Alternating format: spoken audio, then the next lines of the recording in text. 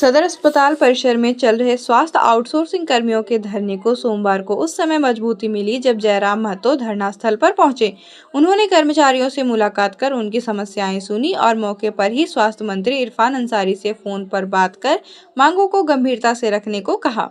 जयराम महतो ने कहा कि वर्षों से स्वास्थ्य व्यवस्था संभाल रहे आउटसोर्सिंग कर्मियों की 8 सूत्री मांगे जायज है और इन्हें जल्द पूरा किया जाना चाहिए। उन्होंने चेतावनी दी कि समाधान नहीं होने पर आंदोलन और तेज होगा।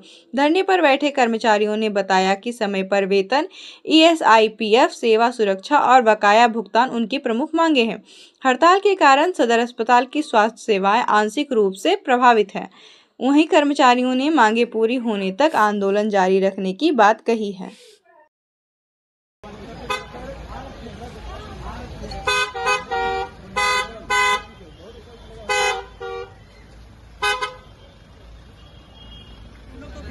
कुछ भी मतलब ये डिसाइड है कि में जैसे बहाल भी किया जाए।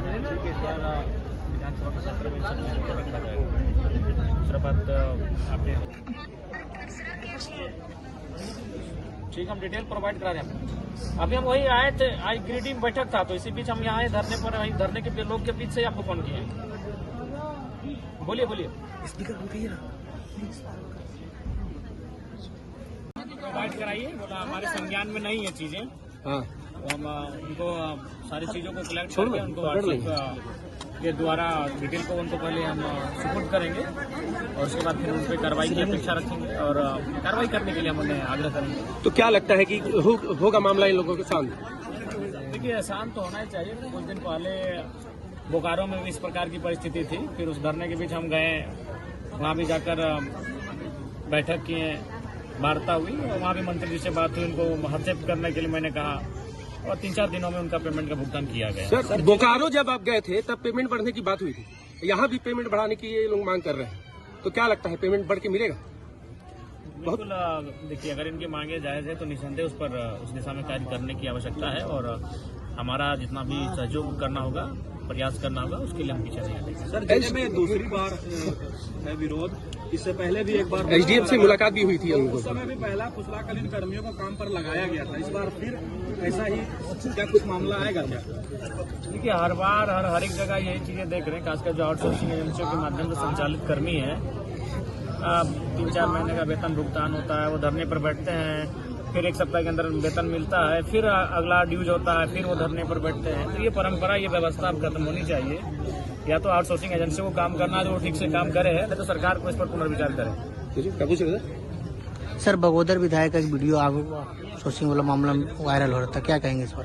हमने नहीं देखा है, वो तो आप जानते हैं, उस पर हम क्या कर सकते हैं। ठीक है, PF और सब कुछ बढ़ के मिलना चाहिए। इस पर क्या कुछ कड़ी कार्रवाई होनी चाहिए इस मामले में?